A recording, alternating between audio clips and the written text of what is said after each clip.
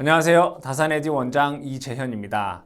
이번 시간에는 전력공학 2장의 내용 중에서 지중전설로와 코로나 현상에 대해서 알아보겠습니다. 먼저 지중전설로를 보죠.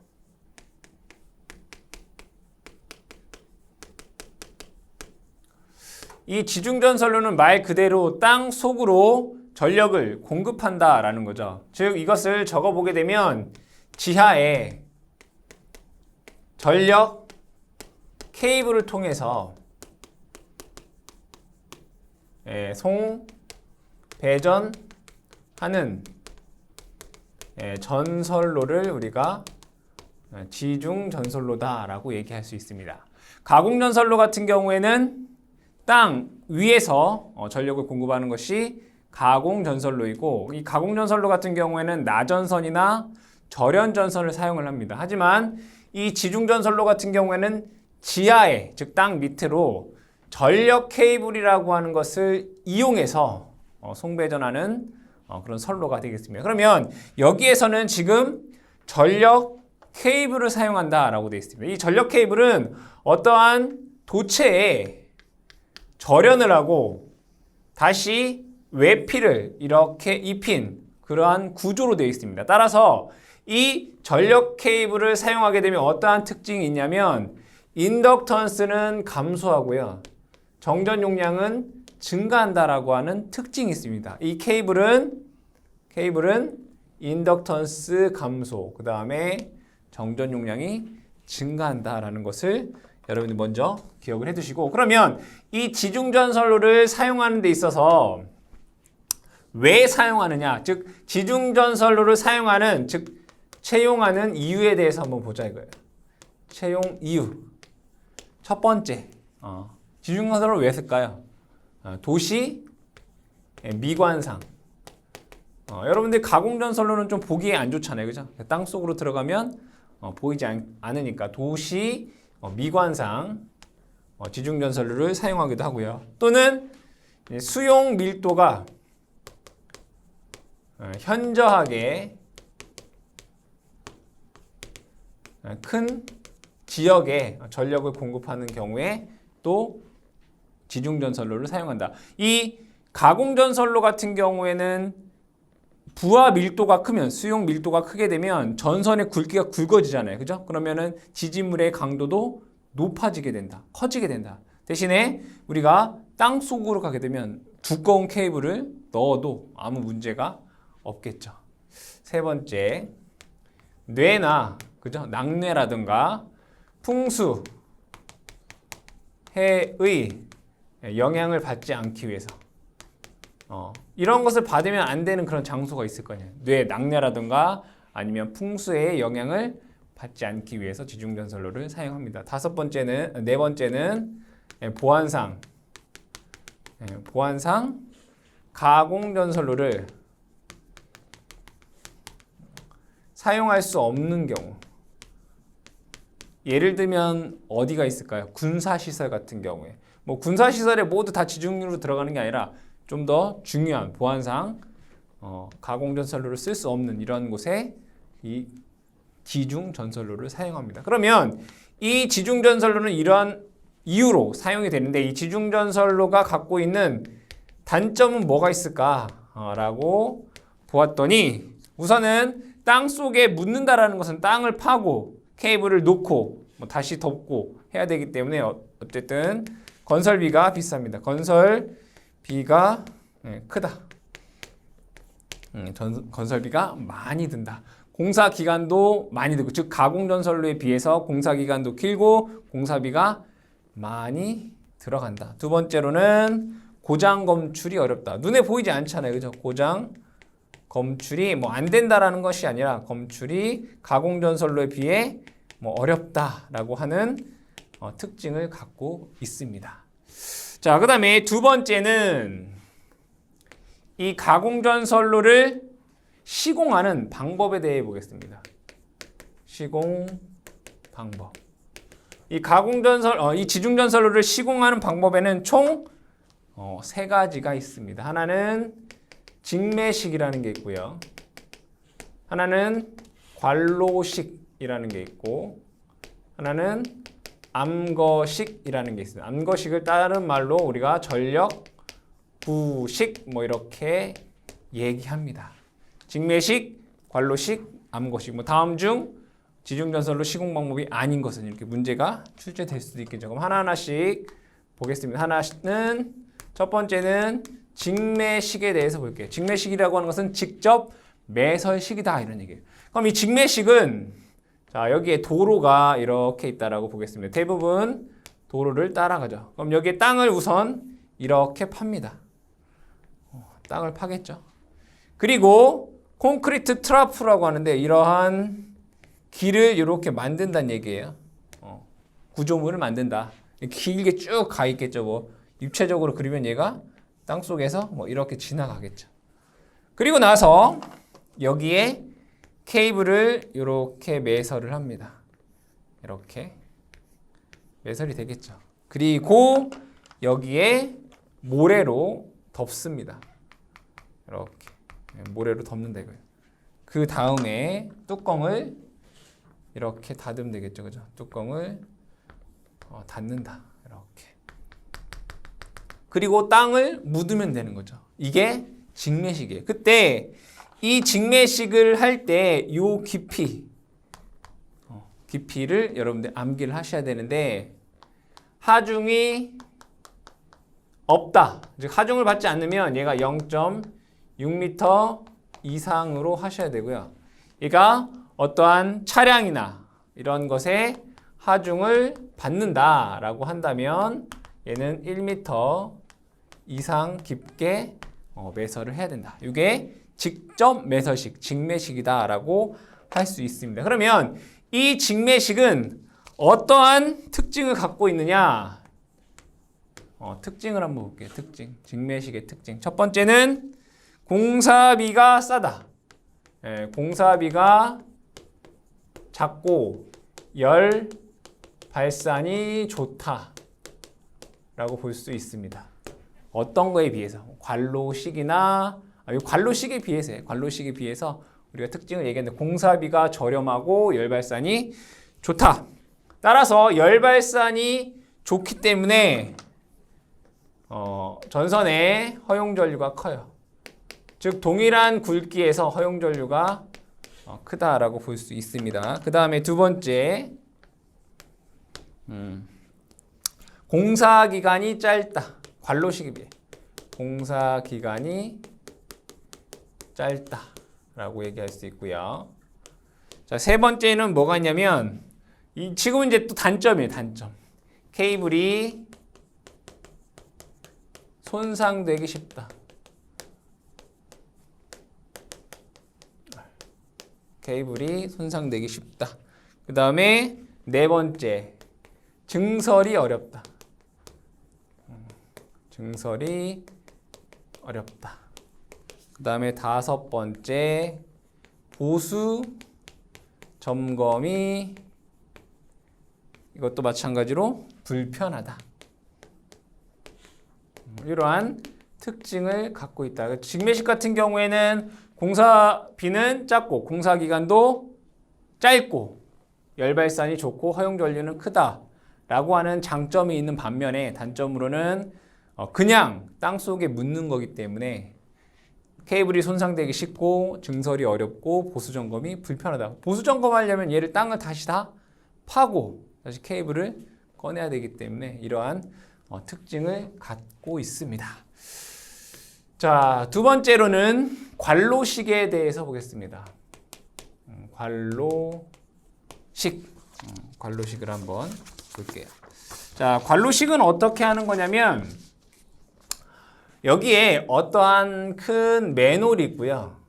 맨홀이 있고 이 맨홀과 맨홀 사이에 강관이나 흉관을 여기에 이제 이렇게 연결을 하는 거죠. 이렇게 이런 식으로 연결이 돼서 사용하는 것이 요 관로식이다 이거예요. 그럼 얘를 정면에서 보게 되면 어떻게 되냐면 땅이 이렇게 있어요. 그리고 땅을 얘도 마찬가지로 파야 되겠죠. 그리고 기초가 이렇게 있습니다. 기초가 있고 얘를 요게 이제 이렇게 돼서 여기에 관로를 이렇게 만드는 거예요.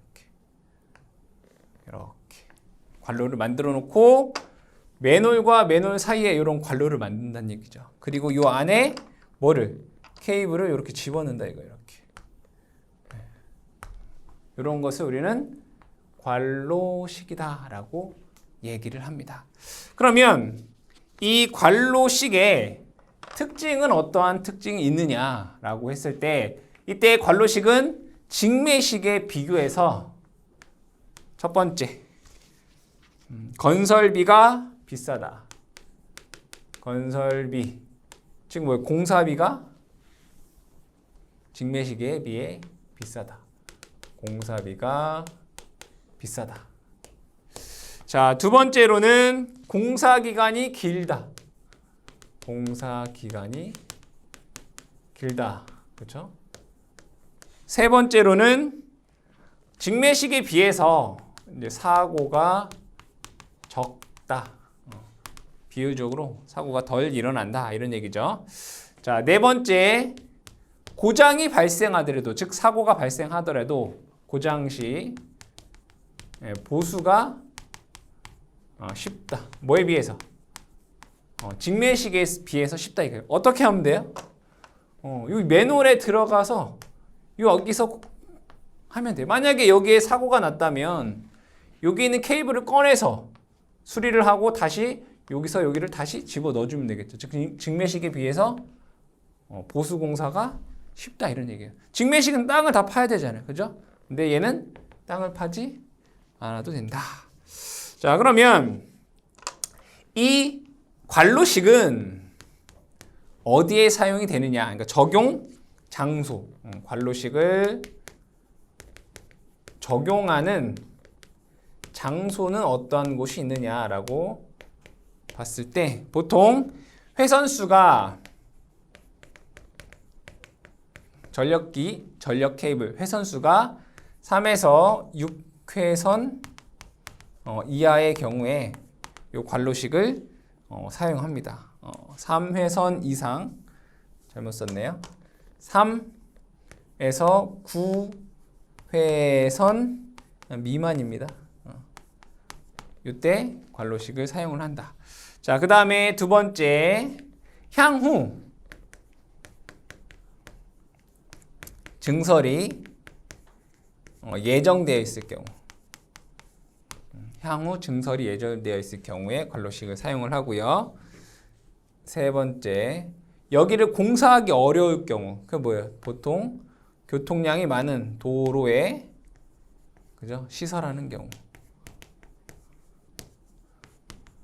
관로식을 적용을 하고 있다라는 정도 여러분들이 기억을 해주시면 되겠습니다. 세 번째로는 암거식이 되나요? 그렇죠? 세 번째 한번 보겠습니다. 세 번째 암거식 또는 다른 말로 전력구식 이렇게 얘기를 합니다. 자, 이건 뭐냐면 암거식, 전력구식이라고 하는 것은 어떤 터널 내 시공이다라고 보시면 되겠습니다. 그냥 하나의 큰 터널이다 이거예요. 그러면 자, 암거식은 어떻게 되어 있냐면 그림으로 그려보면 여기 어떤 큰 터널에 여기다 행거를 이렇게 다는 거예요. 행거를 놓고 여기에 전력 케이블을 이렇게 얹어 놓는 거죠. 이게 암거식이에요. 그럼 더 나아가서 전력구식, 즉 공동구식 이렇게 하게 돼요. 공동구식. 공동구라는 건 뭐예요? 같이 사용을 한다 이런 얘기죠. 그럼 여기는 더 큰, 자 이렇게 되어 있고 여기를 구역을 이렇게 나누는 거 하나, 둘, 셋, 뭐 이렇게 나눠질 때 이렇게 봐요. 더 큰 터널이다라고 생각을 하시면 돼요. 자, 여기는 이렇게 해서 얘는 가스관이 들어가는 거예요. 가스관. 가스. 또 여기는 뭐 하수도. 또 여기는 뭐 상수도. 뭐 이런 것이 들어가고, 또 하나는 여기는 뭐 전화선 같은 통신. 그죠? 그리고 여기에는 이제 전기. 그래서 전력선이 이렇게 들어간다. 이런 것을 우리는 공동구식 이렇게 얘기를 해요. 그러니까 즉 어떤 터널에 그죠? 같이 다 집어넣는 방식이 그냥 암거식이다라고 생각을 하시면 되겠다. 그러면 이 암거식은 어떠한 특징이 있느냐라고 봤을 때 한번 특징을 보겠습니다. 암거식의 특징. 여기는 어떠한 터널내기 때문에 전선에 열발산이 좋습니다. 즉 열발산이 좋다. 이 열발산이 좋으면 어떠한 특징이 있다라고 했죠? 허용전류가 크다. 열발산이 좋기 때문에 허용전류가 크다라고 얘기할 수 있습니다. 자, 그 다음에 두 번째, 다회선. 많은 회선이라는 거예요. 다회선 시공이 유리하다라고 볼 수 있죠. 많은 회선을 시공할 수 있다. 자, 반면에 이렇게 하면 당연히 공사비가 크다. 공사비가 많이 든다. 네 번째, 화재 시 사고가 확대된다. 즉 사고가 확대될 수 있다. 사고가 확산될 수 있다. 그렇죠? 만약에 어떤 전력 케이블에서 뭐 화재가 발생하게 되면 뭐 통신, 가스, 상수도 이런 쪽으로 확대될 수가 있다라고 하는 단점이 있습니다. 암거식은 열발산이 좋고 다회선 시공이 유리한데 공사비가 많이 들고 어떤 한쪽에서 사고가 발생하면 다른 쪽으로 확대가 될 수 있다라는 단점이 있습니다. 자, 그러면 이 지중 전선로에서는 우리가 케이블을 사용을 합니다. 그죠? 케이블을 사용하게 되는데 이 케이블에 열화가 발생할 수 있습니다. 그래서 여기에서 세 번째에서는 우리가 케이블의 열화에 대해서 알아보겠습니다. 케이블 열화.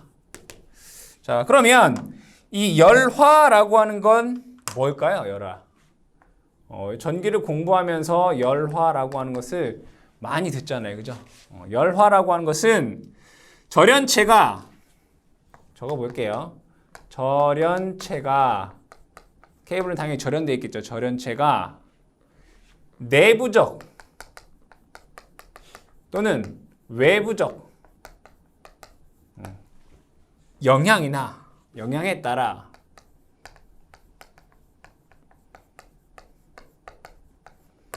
화학적,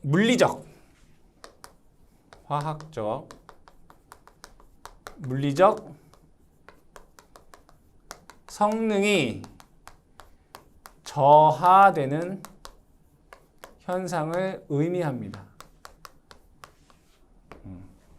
열화라고 하는 것은 절연체의 성능이 떨어진다 이거죠. 결국에는 이걸 우리는 열화다라고 얘기를 합니다. 그러면 이 케이블에 절연체가 열화가 되는 원인이 있을 거예요. 첫 번째, 열화 원인을 한번 보자. 어떠한 이유에서 얘가 열화가 되는지를 보자. 첫 번째로는 전기적 열화.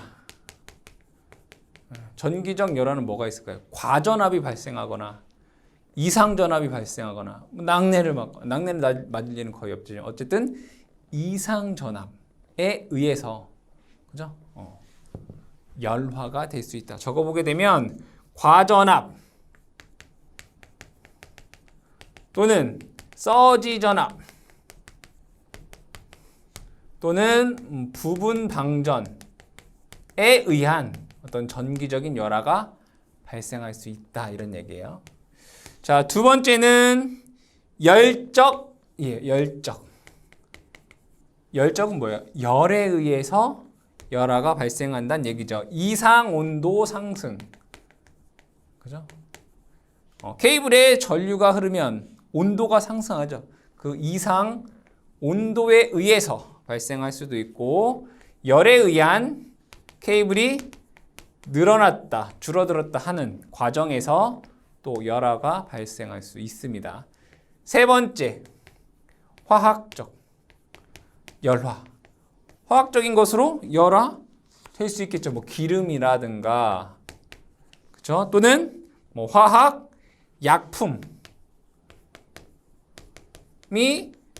닿았거나, 또는 토양에 있는 화학 물질이 있겠죠, 그죠? 이런 것이랑 닿으면 또 열화가 발생할 수 있겠다. 화학적인 열화. 네 번째는 기계적인 열화예요. 기계적이면 어떤 케이블의 외부에서 어떤 외력이 가해져서 피복이 손상되거나, 그렇죠? 단선되거나 이러한 것들에 의한 열화가 되겠죠. 그래서 기계적인 충격이나 압력에 의한 열화가 발생할 수 있습니다. 다섯 번째는 생물학적, 생물적. 가장 대표적인 게 뭘까요? 생쥐. 이런 애들이 갉아먹으면 또 열화가 되더라. 그래서 여러분들이 열화의 원인은 크게 다섯 가지, 전기적, 열적, 화학적, 기계적, 생물학적 열화가 있다라는 정도 기억을 해주시면 되겠습니다. 그러면 두 번째로는 열화가 되는데 열화를 뭐 해야 돼요? 진단해야 되겠죠. 얘가 열화가 되어 있는지 알아야 되겠다 이거예요. 열화 진단법이라는 게 있다. 이 열화 진단법에 대해서 제가 다 나열하진 않고 그냥 세 가지 정도로 분류해 보면, 사선 상태에서 하는 방법이 있고요. 두 번째, 활선 상태에서 진단하는 방법이 있고요. 세 번째, 저주파수를 이용한 진단 방법이 있다라는 정도만 여러분들이 기억을 해 주셔라. 그러니까 뭐 사선 상태에서 하는 방법 여러 가지가 있겠죠. 활선 상태에서 하는 방법, 저주파로 하는 방법 여러 가지가 있겠는데 간단하게 한 세 가지 정도만 알아볼까요? 사선 상태에서는 뭐 절연, 뭐 저항법이라는 것이 있고, 뭐 전이 감쇄법, 뭐 이라는 것도 있고, 뭐 유전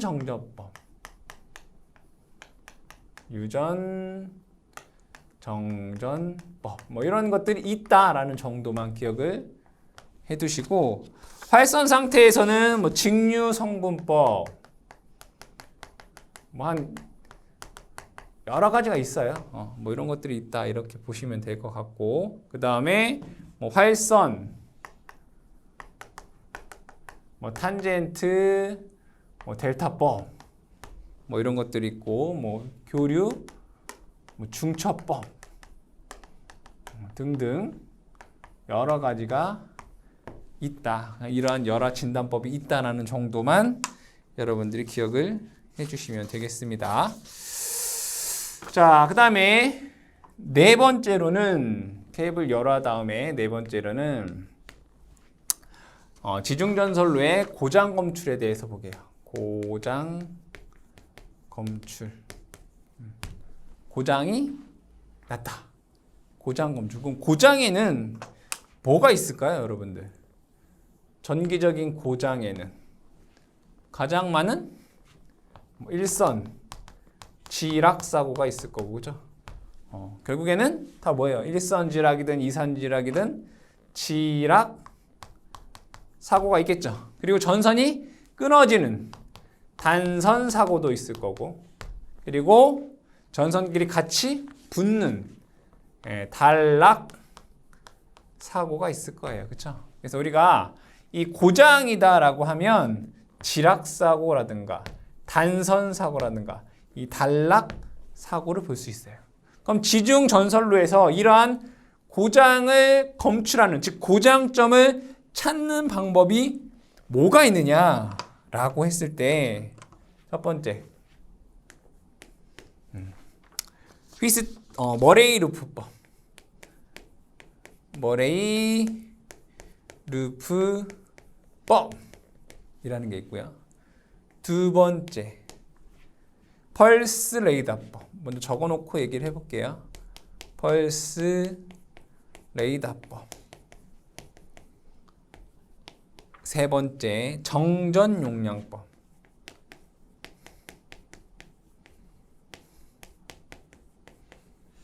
그 다음에 네 번째 탐색 코일법. 이런 게 있어요. 그러면 얘네들에 대해서 또 간단히 한번 얘기를 해보면, 먼저 머레이 루프법이라고 하는 건 뭐냐면 얘는 휘스톤 브릿지를 이용한 거예요. 휘스톤 브릿지를 이용한 거다. 휘스톤 브릿지가 뭐죠? 여러분 회로 이론에서 공부하셨을 때, 자, 여기에 저항, 여기에 저항, 여기에 저항, 여기에 저항. 얘를 P, Q, R, X라고 하고 여기에 전원을 인가해서, 그쵸? 얘랑 얘랑 곱한 것과 얘랑 얘랑 곱한 것이 같으면 여기에 전류가 흐르지 않는다라고 하는 걸 이용하는 것이 휘스톤 브릿지예요. 그렇다면 요 X라고 하는 것 대신에 여기에 케이블을 이렇게 놓고 만약에 어떠한 사고가 발생하면 여기 지락 사고가 이렇게 발생했다라고 보겠습니다. 사고가 발생하면 얘는 이렇게 연결될 거예요. 여기의 저항과 여기의 저항을 구해서, 즉 여기를 가변해서, 어디를 가변해서 요것과 요것과 같았을 때 요 지점을 찾아내면 내가 얘를 알고 얘를 알고 얘를 알고 하면 요 값을 알 수 있잖아요. 고장점을 찾는 방법이 이 머레이 루프법이에요. 휘스톤 브릿지를 이용해서 고장점을 찾는 요 거리 x, 그러니까 고장점 요 거리 x를 찾는 방법이 머레이 루프법이다. 그러면 펄스 레이더법이라고 하는 건 뭐냐라고 했을 때, 지중전선로에 대지가 이렇게 있다라고 보겠습니다. 그럼 만약에 어떠한 요점에서 사고가 발생했다라고 볼게요. 그럼 내가 여기서 펄스를 쏴요. 그럼 펄스를 쏘면 얘가 갔다가 고장점에 탁 맞고 다시 이렇게 돌아오는 시간이 있을 거 아니에요. 그죠? 시간이 있겠죠. 그러면 우리 속도 V라고 하는 것은 시간분의 거리예요. 그럼 내가 이 펄스의 속도를 알고 갔다가 돌아오는 시간을 알면 고장점을 알 수 있겠죠. 이게 펄스 레이더법이다. 이렇게 돼요. 그죠? 자, 정전 용량법이라고 하는 건 뭐냐면, 자, 여기에 선로가 이렇게 있어요. 얘를 선로, 케이블이라고 보고 여기를 대지라고 보겠습니다. 대지. 그러면 얘가 아무런 문제가 없으면 여기에 정전 용량 이렇게 다 이렇게 있을 거예요. 이렇게 있겠죠? 그럼 사고가 나지 않았을 때는 단위 길이당 정전 용량을 우리가 다 알고 있기 때문에 예측이 가능해요. 근데 만약에 어떠한 점에서 사고가 발생을 했다면 뭐가 달라지겠어요?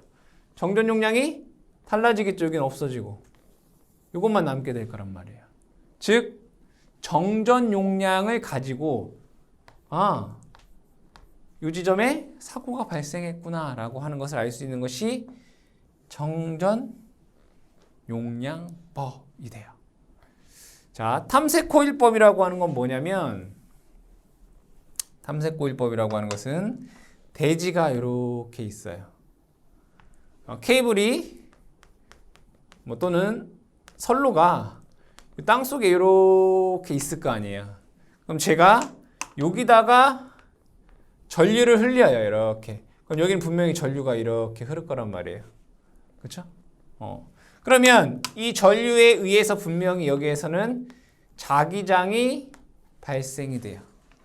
그럼 여기에서 보게 되면 자기장이 다 아무런 사고가 없는 데는 자기장이 뭐 일정하게 나올 거 아니에요. 그죠? 근데 만약에 어떠한 지점에서 뭐 사고가 발생했다라고 하면 요 지점에서는 다른 쪽과 자기장이 다르겠죠. 그게 탐색 코일법이다 이거예요.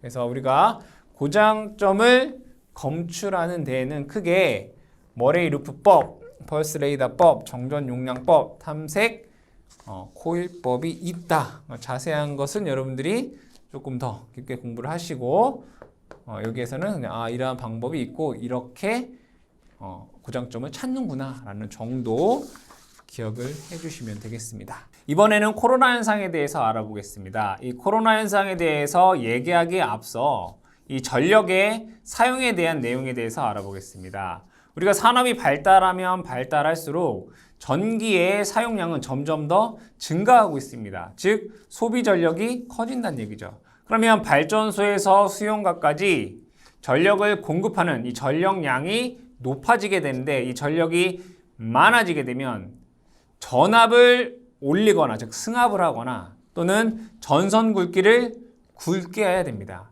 그러면 전선의 굵기를 무한정 굵게 할 수 없기 때문에 우리는 승합이다라고 하는 방법을 사용을 합니다. 즉 전압을 높여서 송전을 한다는 얘기죠. 그러면 전압을 높이는 것이 무조건 다 좋은 거냐? 그것은 아니다. 그러면 이 승합시 문제점에 대해서 먼저 얘기를 해보자 이거예요. 승합시 어떠한 문제점이 있느냐라는 거죠. 어떤 문제가 있냐. 첫 번째로는 승합을 하게 되면 전선 주위의 전위 경도가 커져. 전선 주위 이 전위 경도라는 게 커져서 코로나가 발생해요. 코로나 발생. 코로나가 뭔지는 좀 이따 다시 얘기를 해보겠습니다. 여기에서 전위 경도라고 하는 것은 전개의 세기와 같습니다.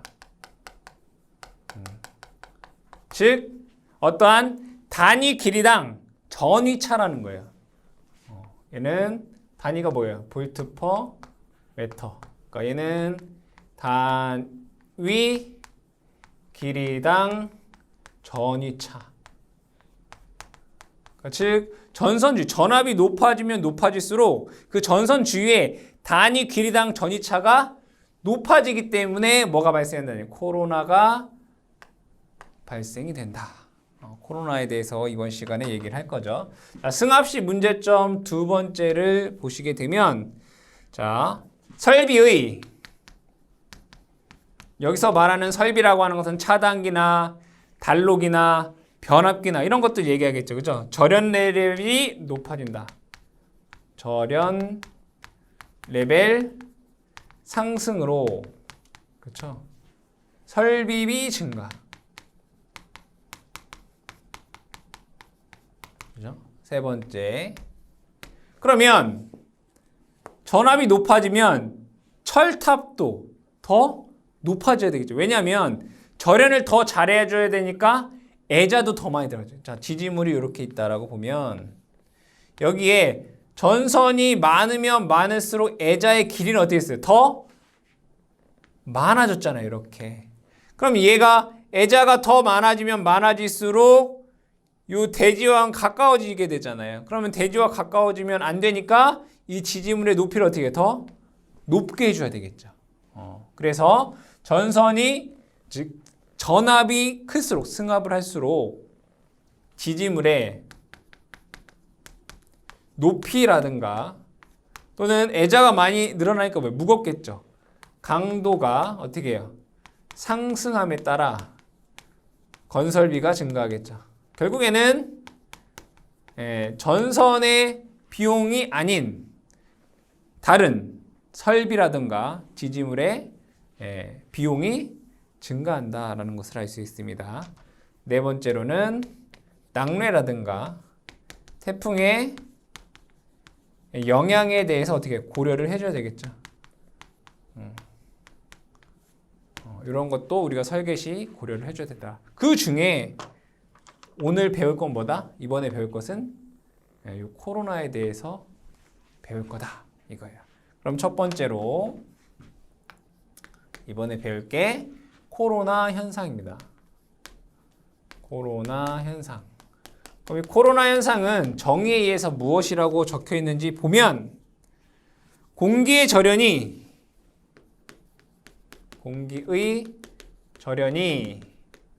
공기도 뭐예요? 절연체죠. 절연물이죠, 절연물. 공기의 절연이 부분적으로 파괴돼요. 전선 주변에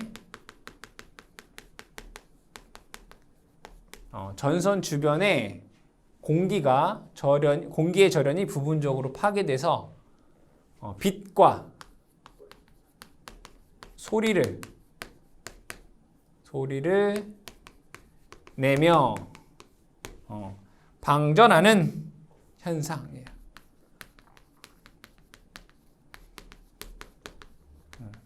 이것을 우리는 코로나 현상이다라고 얘기를 합니다.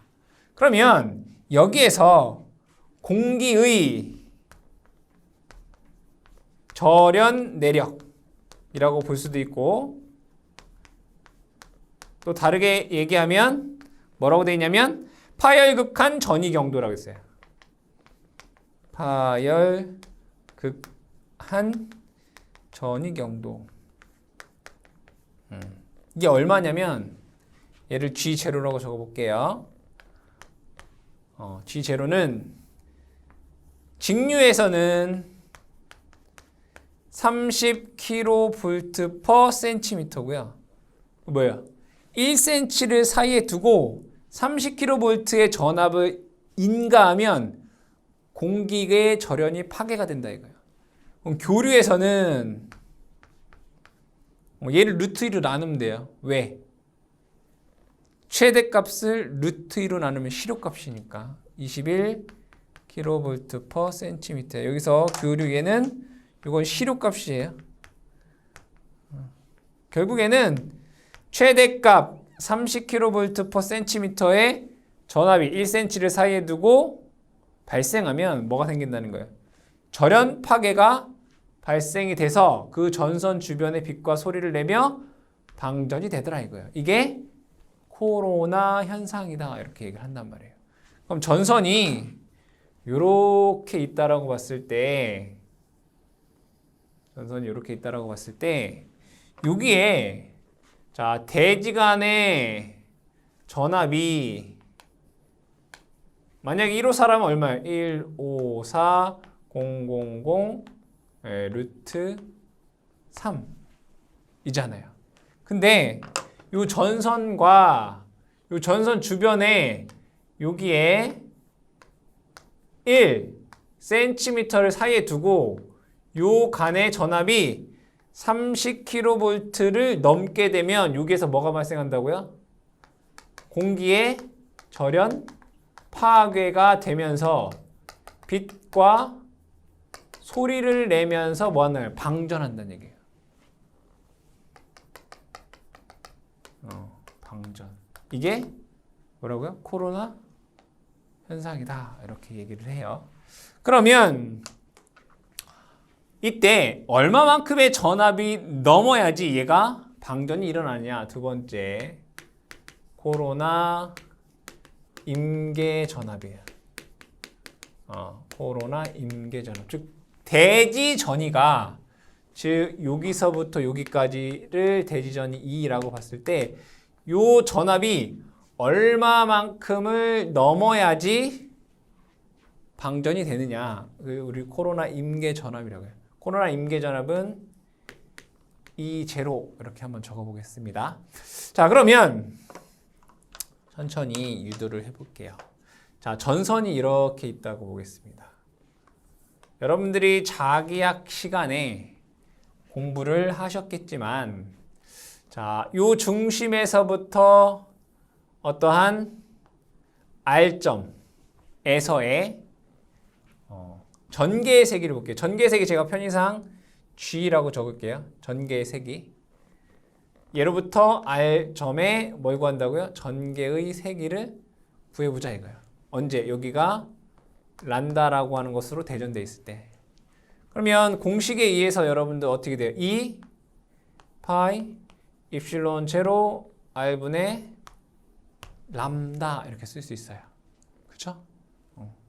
그럼 여기에서 얘 람다라고 하는 것은 전하량이잖아요. 그럼 여러분 이런 거 있나요? Q는 C, V 이런 거 있어요?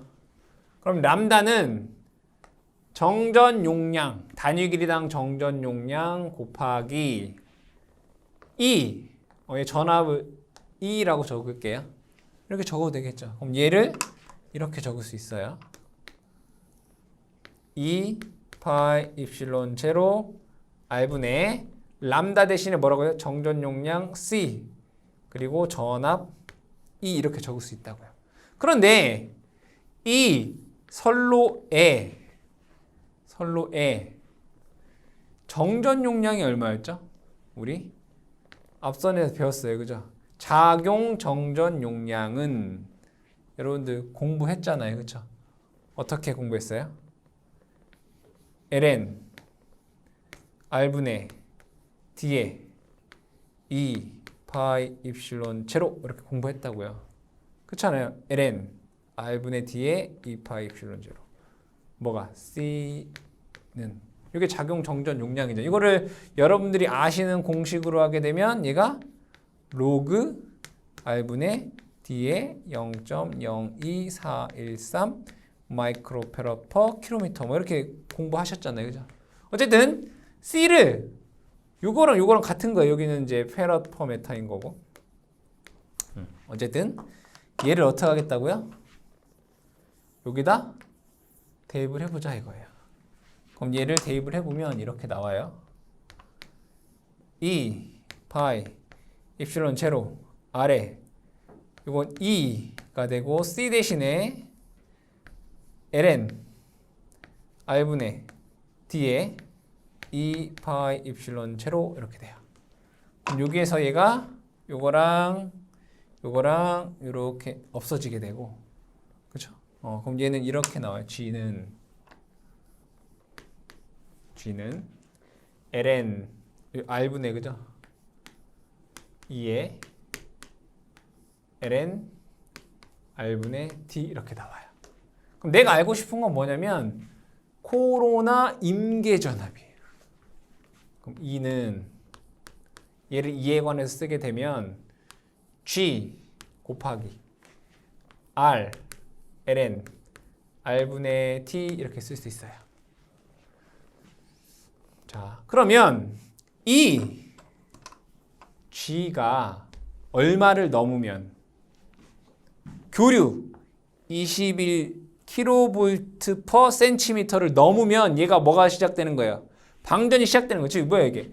파열극한 전이 경도라고 하는 것은 이 1cm를 사이에 두고 교류 시루값 21kV를 넘게 되면 방전이 시작한다고요. 즉 여기서 코로나 임계전압이라고 하는 것은 코로나 방전이 시작되는 전압인 거예요. 그러면 이 G에 뭐가 들어가야 돼요? 21 들어가야 되겠죠. R 되고요. 자, 얘는 ln R분의 D라고 하는 것은 이렇게 쓸 수 있어요. 로그 2에 로그 R분의 T 이렇게 쓸 수 있어요. 그런데 이 R이라고 하는 거는 우리는 2분의 D라고 써도 되겠죠. 그죠? R 대신에 얘를 2분의 D라고 쓸 수 있다고요. 그럼 요거 계산해 보면 얼마가 나오냐면 얘가 24.3 계산하면 그 다음에 D, 그 다음에 로그 R분의 D 단위가 킬로볼트 이렇게 나와요. 그런데 여기에는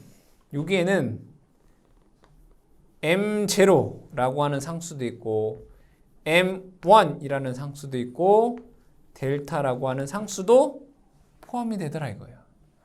그러니까 여러분들이 요 식은 요와 같이 유도가 되는데 부가적으로 요거 M0, M1, 델타라는 게 포함이 되더라 이거예요. 자, 그럼 여기에서 유도 과정은 여러분들이 참고로 보시면 될 것 같고, 자, 다시 한번 정리를 해보면 코로나 임계 전압이라고 하는 것은 코로나 방전이 시작되는 전압이에요. 24.3 M0, M1, 델타, D, 로그 R분의 D의 단위 킬로볼트라는 공식이 나오더라 이거죠. 요 M0, M1, 델타라고 하는 어떤 상수값이에요. 상수값. 유도 과정은 여러분 이렇게 되고요. 자, 이때 여기에서 하나하나씩 보게 되면 자, 요 D 끝에서 보세요. D. 얘는 전선의 지름. 단위가 여러분 센티미터예요. 전선의 지름. 델타라고 하는 것은 상대 공기 밀도입니다. 공기 밀도. 상대 공기 밀도 델타라고 하는 것은 273 플러스 t분의 0.368 b라고 쓸 수 있어요. 여기에서 요 t라고 하는 것은 주변의 온도예요. 표준 온도는 20도씨를 기준으로 해요. b라고 하는 것은 공기압이에요. 기압. 표준은 760 mmHg래요. 그러니까 표준일 때는 이게 상대 공기 밀도이고요. M1이라고 하는 것은 M1은 날씨 계수예요. 날씨 계수. 이 날씨 계수에서 맑은 날은 1 되고요. 흐린 날, 뭐 비가 오거나 뭐 안개가 꼈거나 이때는 0.8 볼 수 있어요. M0라고 하는 것은 전선의 표면 계수예요. 표면 계수. 전선 표면 계수. 이때 단선일 경우에는 1 되고요. 만약에 전선이 연선인데 소선이 7가닥이다 라고 하면 그 값이 0.87에서 이거 여러분들 외우라는 게 아니라 그냥 참고하셔라. 0.83의 값이 되고요. 얘가 7가닥 초과를 한다면 7가닥은 뭐예요? 19가닥이죠. 다음에 19가닥 이상에서는 이 값이 0.85에서 0.8 정도가 된다. 이런 수치는 여러분들이 그냥 참고로 알아두시면 되겠다. 즉, 이 나온 값, 즉 상전압은 다른 말로 뭐예요? 여기 우리 전력에서 이 대지 전압이 요 코로나 임계 전압보다 높게 된다면 뭐가 발생한다냐? 코로나가 발생하게 된다. 그 임계 전압이 공식이 이렇게 된다 이거야. 그러면 이 코로나 임계 전압이 높으면 코로나가 발생하지 않는 거잖아요. 그렇죠? 만약에 예를 들어 대지 전압이 상전압이 100이야. 코로나 임계 전압이 150이면 얘가 얘보다 작기 때문에 코로나가 발생하지 않는다. 근데 얘가 100인데 코로나 임계 전압이 90이야. 그럼 얘가 90이고 얘는 100이니까 이 대지 전압이 더 높은 거 뭐예요? 코로나가 발생한다 이거예요. 그러니까 코로나 임계 전압은 높을수록 좋은 거죠. 코로나가 발생하지 않으니까. 그러면 코로나가 발생하지 않으려면 코로나 임계 전압이 어떻게 돼요? 높아야 돼요. 그렇죠? 그러려면 우리가 조정할 수 있는 게 뭐가 있을까? 전선 표면 계수, 날씨, 내가 어떻게 할 수 없어요. 그죠? 상대 공기 밀도도 내가 어떻게 할 수 없잖아요. 근데 할 수 있는 건 뭐예요? 전선의 직경을, 전선의 지름을 높일 수는 있잖아요. 높은 굵은 걸 쓸 수 있으니까. 그죠? D. 얘는 뭐예요? 선간거리. 선간거리를 높이면, 크게 하면 건설비가 많이 들잖아요. 그리고 얘는 로그 안에 있는 값이에요. 여기가 100배 돼야지 여기에 2배가 돼요. 얘는 그냥 2배 하면 그냥 2배가 돼요. 결과적으로 현실적으로 할 수 있는 거는 이거 뭐예요? 전선의 지름을 높이는 방법밖에는 사실은 없다라는 걸 여러분들이 알 수 있다. 그러면 세 번째, 코로나가 발생하면 어떠한 문제점이 있는지를 보자 이거예요. 세 번째, 코로나 장애. 코로나가 발생하면 어떠한 장애들이 있느냐? 첫 번째, 코로나 손실이 발생합니다. 코로나 손실. 코로나 손실. 왜요? 빛과 소리를 낸다고 했어요. 그 빛과 소리가 다 뭐예요? 에너지죠. 뭐가 있었는데 코로나 손실이 발생한다. 이때 이 코로나 손실은 실험에 의해서 그 식이 나왔는데 이게 피크식이다라고 얘기를 합니다. 이 피크식은 삼상 삼선식 정 삼각 배치를 했을 때 이러한 값이 나오더라 이거예요. 손실 PL은 공식 여러분들 암기하셔야 됩니다. 피크식 델타에 241 주파수 F 플러스 25에 루트 2 D분의 D 2제로 마이너스 2의 제곱 곱하기 10의 마이너스 5승 킬로와트 퍼 킬로미터 퍼 한 라인당 요만큼이 발생하더라 이거예요. 이게 피크식이에요. 피크식. 요 공식을 여러분들 어떻게 돼요? 암기를 하셔야 된다. 여기에서 요 델타라고 하는 것은 아까도 얘기했던 상대 공기 밀도가 되고요. F는 주파수가 되겠네요. D는 선간거리고 스몰 d는 전선의 지름. 자, 여기서 2제로라고 하는 게 코로나 임계 전압이고 여기서 2라고 하는 것은 상전압, 다르게 대지 전압이 되겠죠. 그래서 이 피크식, 즉 전력 손실, 코로나 손실이라고 하는 것은 상대 공기 밀도에 반비례하고, 그죠? 2제로 마이너스 2의 제곱에 비례한다. 뭐 이렇게 되어 있어요. 그렇죠? 여러분들이 요 식을 거꾸로 썼네요. 이게 뭐 어차피 제곱하면 똑같으니까 뭐 상관은 없는데 이 제로 이렇게 됩니다. 그래서 이게 대지전압,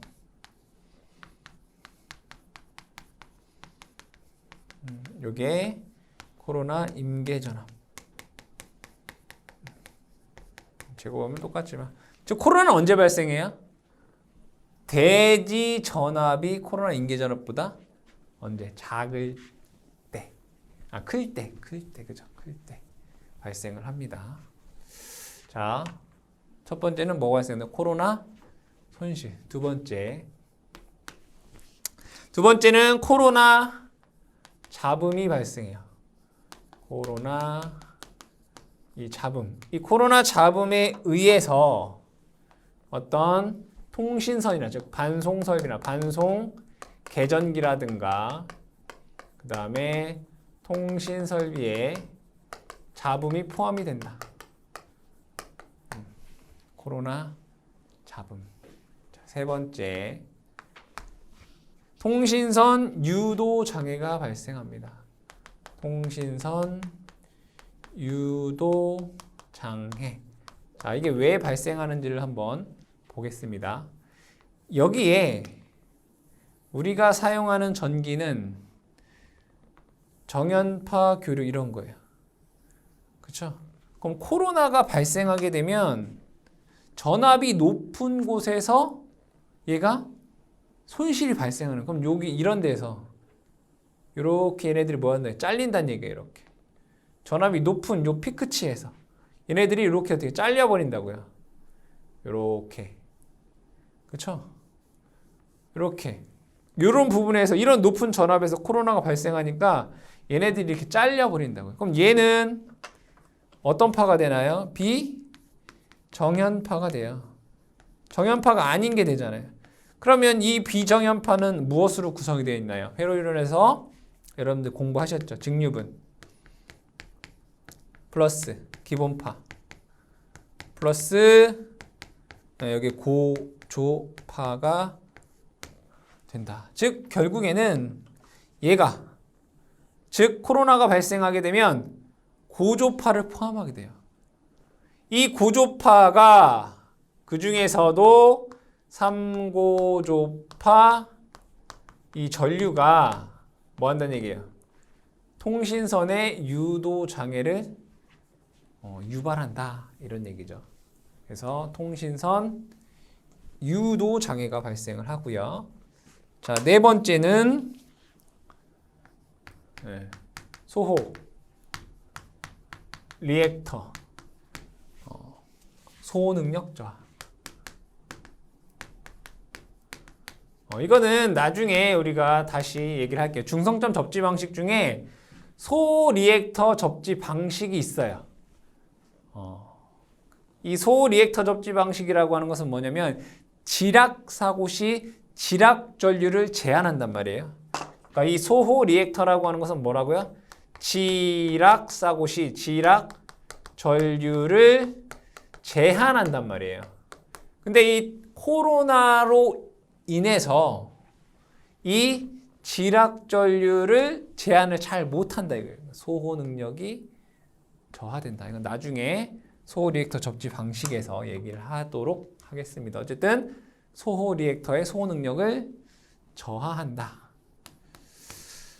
다섯 번째는 전선의 부식이 됩니다. 전선의 부식 이렇게 돼요. 전선이 왜 부식이 되냐면 분명히 이 코로나는 뭐를 한다고요? 빛과 소리 방전을 한다고요. 즉 에너지를 뭐예요? 분출한다. 그러면 공기 중에는 O2라는 게 있어요. 그럼 여기에 어떤 전기를 가했다는 얘기잖아요. 그럼 얘는 어떻게 되냐면 O 플러스 O 이렇게 나눠져요. 거기에 공기 중에 뭐가 있어요? O2가 있잖아요. 나눠진 애랑 얘랑 이렇게 합쳐서 뭐가 되냐면 O3가 돼요. 오존 돼요. 그럼 O3라는 애와 공기 중에는 뭐도 있어요? 수분도 있어요. 그렇죠? 또 질소도 있어요. 얘네들이 이거 확실히 맞는 건 아니에요, 여러분들. 오존이라는 애와 물이라는 애와 질소라는 애가 어쨌든 만나서 얘가 질산이라는 게 돼요. 다른 말로 얘를 초산 이렇게 얘기를 합니다. 즉 이 질산이 전선이나 전선을 묶고 있는 바인드 선을 뭐한다? 부식시킨다 이런 얘기예요. 그래서 코로나가 발생하면 코로나 손실, 코로나 잡음, 통신선 유도 장애, 소호 리액터, 소호 능력 저하, 그 다음에 전선 부식을 발생을 한다. 그러면 이 코로나라고 하는 것은 나쁜 거잖아요. 그렇죠? 어떻게 해야 돼요? 네 번째 코로나 방지 대책이 나와야 되겠죠. 그래서 네 번째는 코로나 방지 대책. 방지 대책. 그럼 코로나 방지를 하기 위해서 뭘 하면 돼요? 아까 얘기했겠지만 코로나 임계 전압을 어떻게 한다? 높이면 된다 이거예요. 코로나 임계 전압을 높여라. 그런데 현실적으로 우리가 코로나 임계 전압을 높이는 방법은 뭐밖에 없었어요? 전선의 지름을 크게 하는 것밖에 없었어요. 그죠? 전선의 지름을 크게 하기 위해서 뭘 쓰냐? 복도체를 쓰거나 또는 중공연선을 쓰거나 또는 뭐 ACSR을 사용을 해서 전선 지름을 크게 한다.